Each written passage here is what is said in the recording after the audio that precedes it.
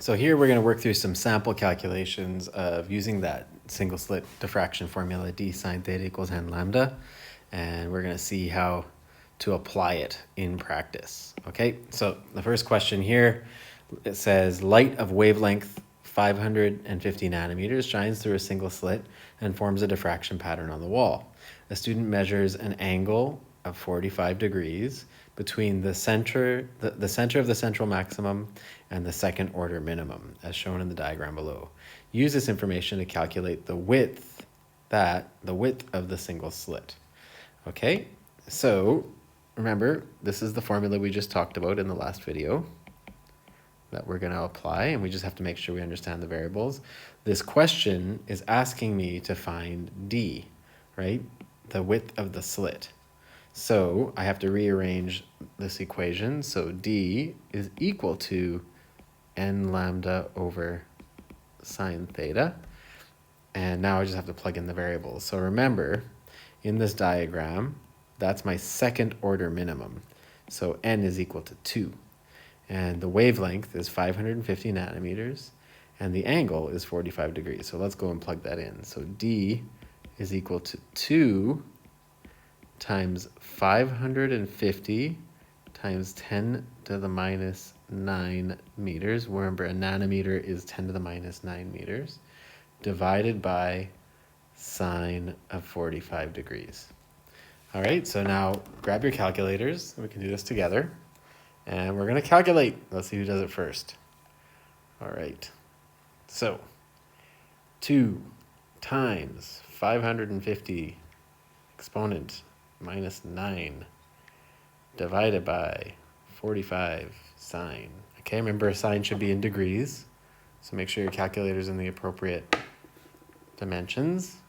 And that gives us a slit width of 1.55 times 10 to the negative 6 meters, okay, which is a micrometer. Okay, so this slit width is 1.55 micrometers.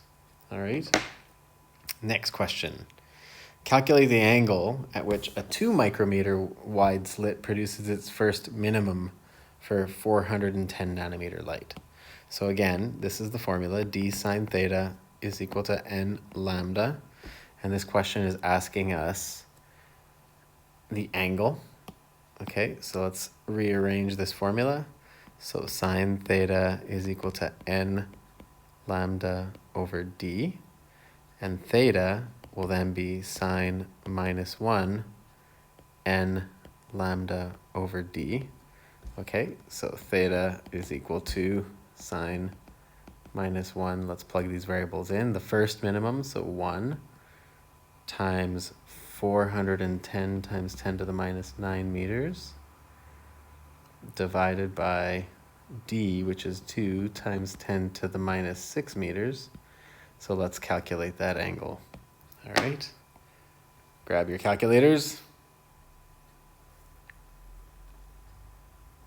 All right, 410e minus 9 divided by 2e. Okay, and I calculated 11.8 degrees. Okay, so that angle should be 11.8 degrees under that situation. The last question, this is a common question that you would probably get on an exam. So the first two questions are a little bit easy, right, where we're just learning how to plug variables into this equation. But the last question is more on the lines of an IB exam. Okay, so sodium vapor light averaging 589 nanometer light falls on a single slit with a width of 7.5 micrometers. What is the maximum number of fringes? Okay, fringes are the bright spots or even the dark bands that flank the central maximum. Okay, so what is the maximum number of fringes produced on the screen adjacent to the central maximum? Okay, so let's just draw out what that diffraction would look like. Okay, so there's my slit, and here is going to be my central maximum, and then I have a whole bunch of, okay, these little maxima that are formed, okay? So the question is asking, what is the maximum number of these that I can generate? Okay, so if I would draw this triangle out for my angle of diffraction, what would that maximum angle be? Well, that maximum angle would be 90 degrees. So theta max is equal to 90 degrees. That's the maximum angle of diffraction. So under these conditions that I have written here, 589, I would color that in. 7.5 micrometers is D. Okay, under that condition, I should be able to calculate the number of fringes. So let's look at this formula and see what they're actually looking at. So D sine theta equals N lambda is the formula. Okay, we have D, okay, that's this. We have lambda, that's this.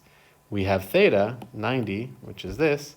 So what this question is asking us is for N, the number of orders, okay, the number of fringes, all right? So what I have to do now is just rearrange the equation, and that should give me N, okay? So D, now the trick, the IB trick would have been knowing that you have to put 90 degrees here to get the maximum number of fringes. So D was 7.5 micrometers.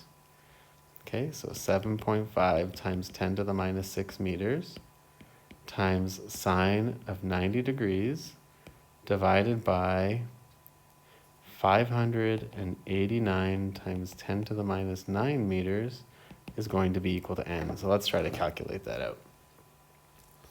All right, calculator.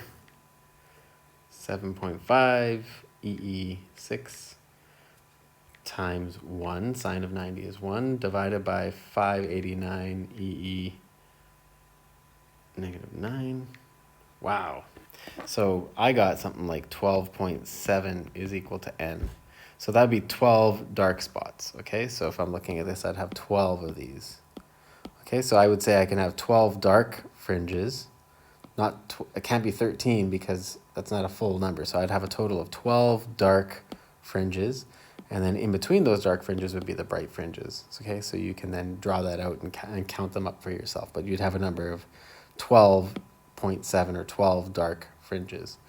Okay, and that's that. So those are 3 solutions that I showed you how to use this formula for single slit diffraction.